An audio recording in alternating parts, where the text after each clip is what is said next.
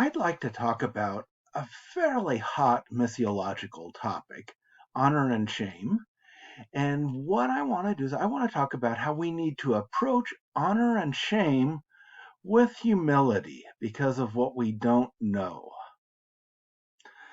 Now, there's a lot of missiological principles that are related to honor and shame, and some of the most common that we see time after time in the recent missiological literature of the last 10 or 15 years is that, first of all, that there are three types of cultures: shame-based, guilt-based, and fear-based. And this comes from Eugene Nida's 1954 work.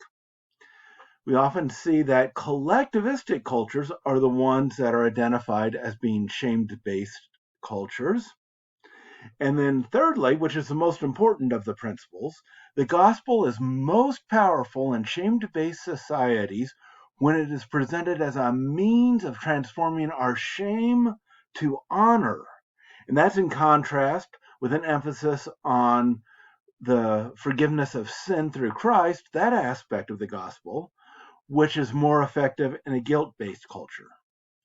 Now, what I'm going to argue is that we should be less sure of these first two principles than we are. And because we can't really be so very sure of these first two, the third principle's not quite as useful as it could be as if we were to refine our understanding of honor and shame.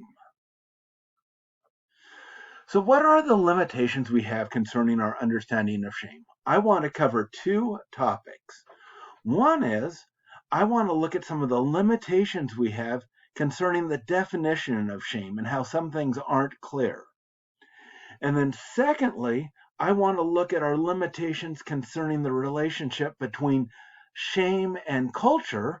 And again, look at how some of the things that are said in missiological circles aren't too clear. So let's start off talking about the limitations concerning the definition of shame.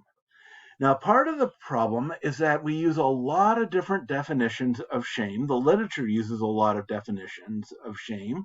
Sometimes we confuse them. Sometimes we use them interchangeably when they're not interchangeably. First aspect concerning the definition of shame is it something that's internal or external. There's shame as an emotion. So emotions are internal to us. And when we talk about shame as an emotion, something that's internal to the individual, we've got two different types of shame that are talked about in the literature, which are very different. First of all, there's a classic meaning of shame. That's the feeling that accompanies the loss of social status or being devalued. It's where you want to hide yourself from people because you've blown it. And this is generally what most people in the world mean when they talk about shame as an emotion. Yeah, we see it in Genesis 2 when it says that Adam and Eve were naked and not ashamed. It describes how they were different than us. Because almost all of us, if we were to be caught naked someplace, at work or at school or something like that, we would feel very ashamed because we would lose some of our status. People would not think very highly of us. And so that's the classic meaning of shame is a feeling that we have when we lose social status because people are devaluing us because of something that we've done. But since the 1970s, especially in the US, shame has been redefined as a feeling that accompanies self-despising, the I am a mistake or I am bad. And that has its roots in Freudian psychology, and it became real popular in the 1970s pop psychology literature. Now that's a lot different than, oh, I've been caught doing something that devalues me. I feel horrible because I'm being rejected by my society. This feeling that accompanies self-despising is more like self-esteem. But that's an idea that's promoted all the time. That's often put in contrast to guilt, where you feel bad for doing something that you did, but they say shame is feeling bad for who you are. So that is a totally different concept than the classic meaning of shame, when you feel devalued in the sense of, in the eyes of people that you think are important.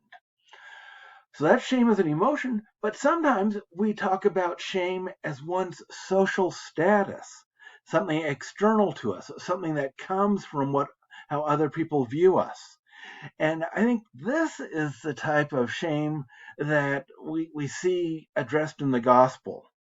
In Zephaniah 3:19, God says, I will save the lame and gather the outcast, and I will change their shame into praise and renown in all the earth.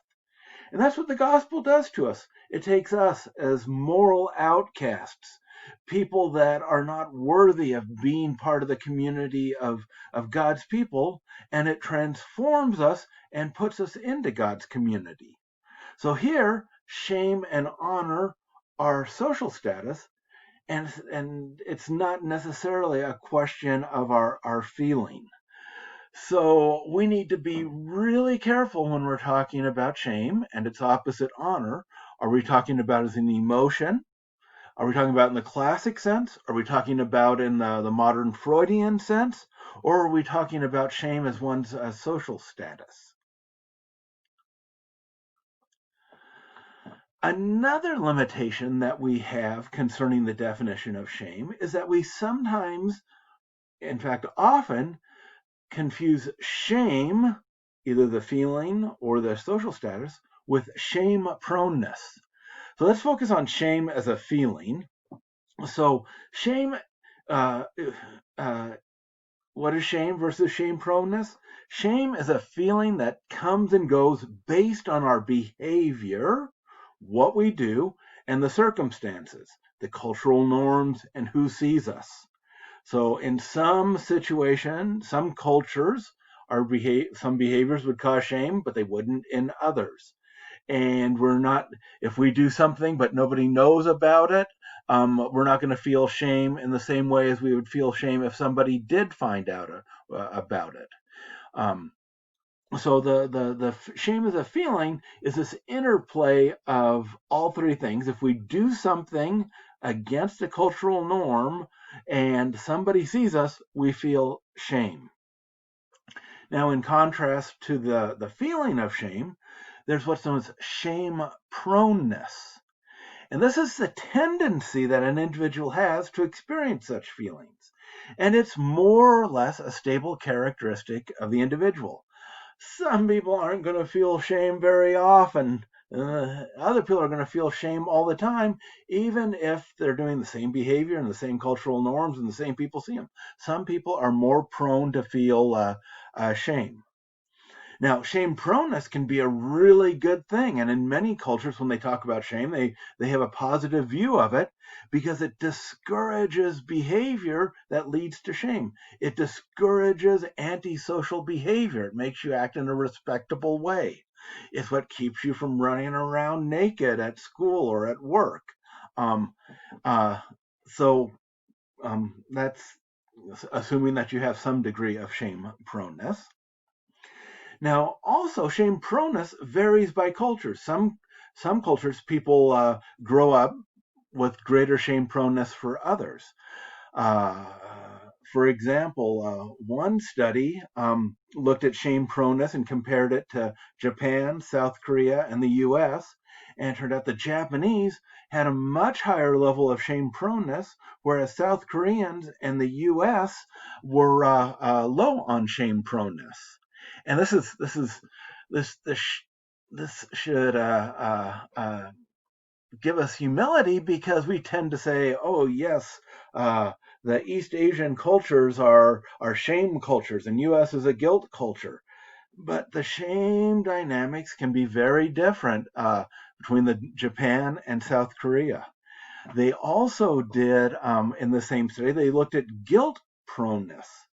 And South Korea was high in guilt proneness, but Japan and the US were low in guilt proneness. Again, kind of showing that this simple classification of shame cultures and guilt cultures isn't all that clear when we actually go out, clearly define things, and measure what people are feeling and experiencing. Now, a second set of limitations I want to look at is the relationship between culture and shame.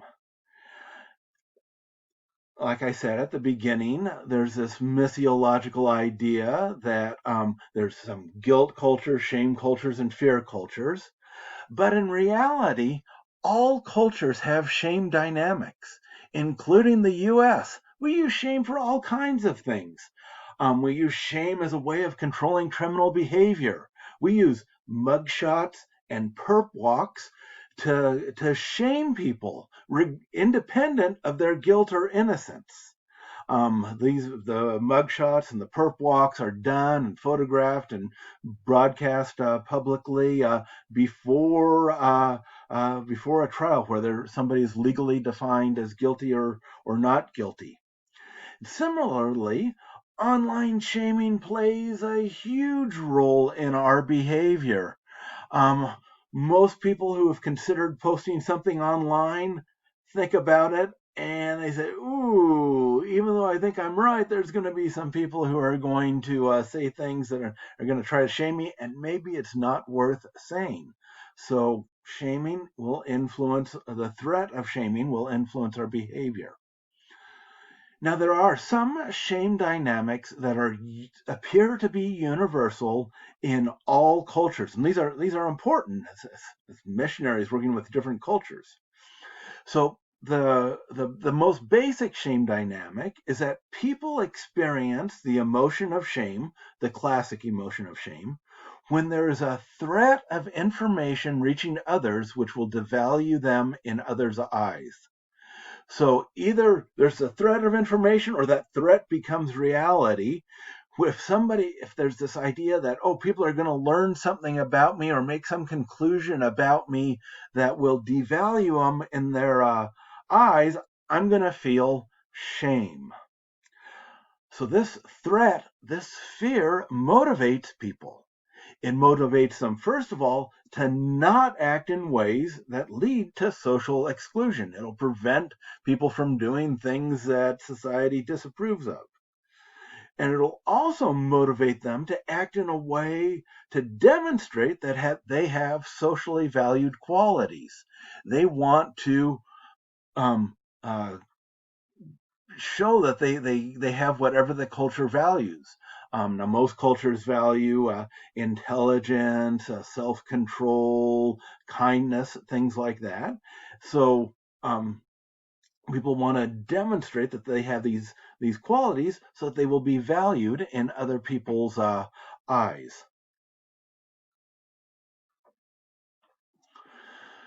So, what is the relationship between culture and shame? The idea that there are cultural types is not an idea that is seriously accepted by the academic community. Back in the 50s and maybe the 60s, it was a little bit more acceptable. But in modern anthropology, modern cultural studies, the idea of that they're classing cultures into types doesn't work very well.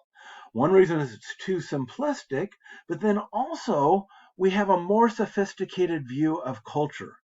Culture is not something out there, something external to the individual and directly observable when you go to some foreign country or something.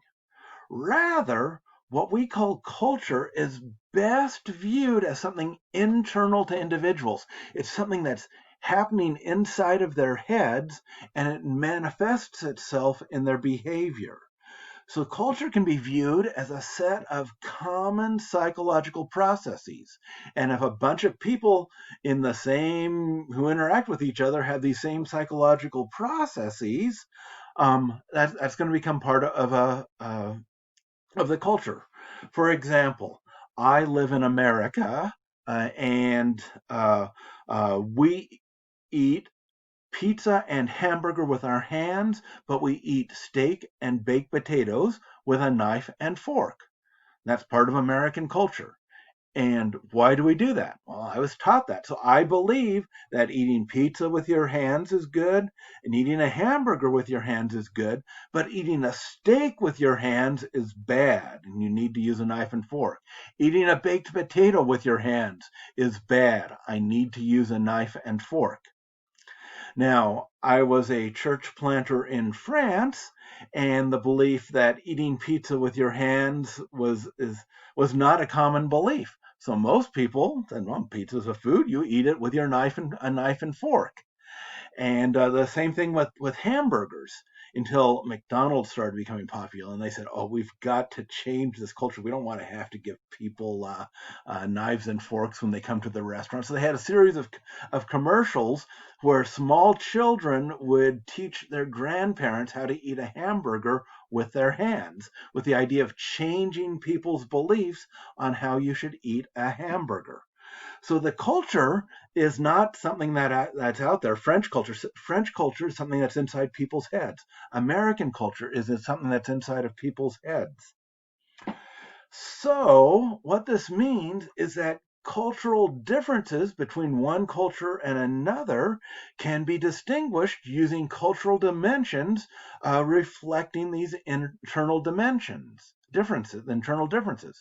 Now, I could choose a real narrow dimension. I could look at the dimension of foods that are eaten with your hands. There's some foods that are always eaten with your hands, sometimes foods that may be eaten with your hands, foods that are never eaten with your hands, and so on. And I could have that as a cultural dimension.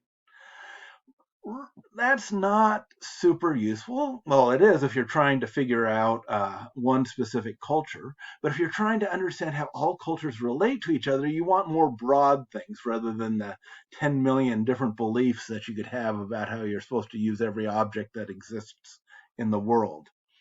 So some common cultural differences, and this is what Hofstede's study of cultures was the first to do, was to find out common dimensions that account for large volumes of large parts of the variations that exist in culture. And so Hofstede came up with 5 dimensions, and a couple of those dimensions are like collectivism versus individualism, or tight cultures versus loose cultures. That means how readily do people punish people for violating cultural norms. Hofstede also actually called this uncertainty avoidance, but it's become a hot topic in cultural psychology in the last 10 years. And now we call it tight cultures that sanction norm violation quite readily, and loose cultures where, hey, you just kind of hang loose and let everybody do their own thing. So those are major cultural dimensions that describe a large proportion of the variation that we see in behaviors. So,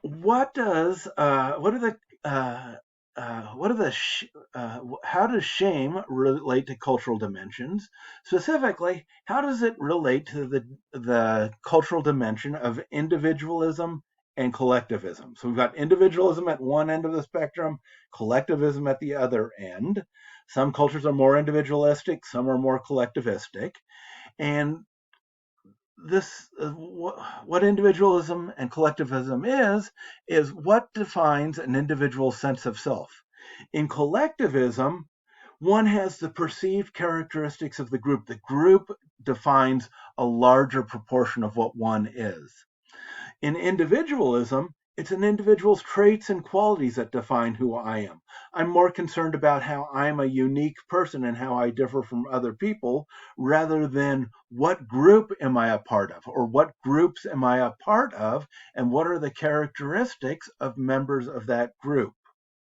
So some cultures are more collectivistic, where people are more concerned about having the traits and characteristics of the group, and others are more concerned about expressing their own individuality. So how does this relate to honor and shame? Well, more collectivistic societies have uniform social norms compared to individualistic societies.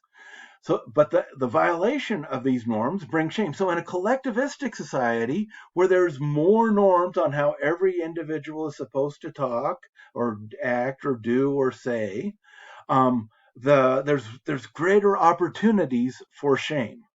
Whereas in individualistic cultures, there's fewer expectations, so there's fewer opportunities for shame.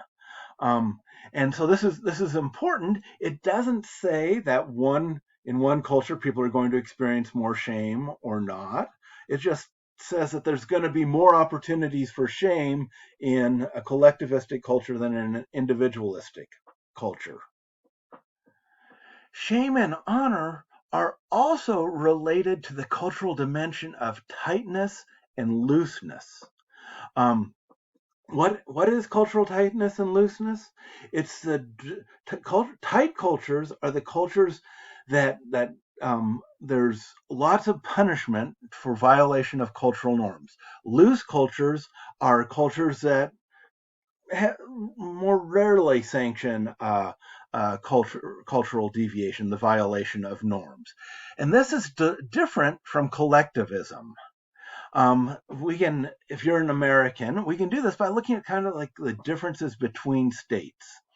The American South is especially known for being a tight culture. Everybody needs to behave the same way, and if you don't adhere to the cultural norms, you're they let you know it. It's also highly collectivistic compared to most of the rest of the states, especially the individualistic North. People take care of each other. People show hospitality to each other. That's part of who they are. So we get states like Alabama and South Carolina, which are both collectivistic and tight. But then you also have collectivistic states that are loose, that people are work to take care of each other, share a common identity. But if you don't follow the social norms, that's okay. You can do your own thing. California and Hawaii are example of collectivistic and loose states. Now, there's also individualistic and loose states. Individualistic, where everybody can be their own person, and loose in the sense that there's not very many norms for violating, or there's not many sanctions for violating the social norms. Oregon and New Hampshire are an example of that. But then there's also states that are individualistic, but there are strong social norms that you need to follow. And Kansas and Ohio are example of states like that, where you've got the rugged individualistic, but also tight social norms on how people are supposed to behave. Now, cultural looseness and tightness have a huge role on shame, because the tighter a culture there is, the more likely you are to be shamed for norm violation. So there's going to be a greater fear of being shamed. And a lot of times when we talk about shame cultures, I think this is what we mean. There's this fear of being shamed and this fear of doing things that are going to bring shame. So it's not necessarily a relationship of cultural tightness or it's not necessarily a relationship of um, collectivism and individualism. Rather, it's an example of cultural tightness and looseness. So the most culturally tight countries are like Saudi Arabia, Algeria, where the social norms are extremely strong, and the penalties for violating the social norms are very painful. And so these are the countries where there's the greatest fear of being shamed. So rather than associating shame as being an important missiological principle that needs to be applied in collectivistic culture, we should rather focus on tightness and looseness. I think it'll be more precise there, and to see like, okay, what are the problems that people are going to experience in tight cultures? It's that fear of being shamed. We can tell them that Jesus will transform their shame into honor, but what are they fearing in terms of shame? They're fearing the loss of the social status. So we need to make sure that we have a community which can into which we can integrate them, so that they can have social status and not have shame. This is a really important principle that we need to do in missions work, is developing these communities in tight cultures so that people will still have a place where they are honored and valued.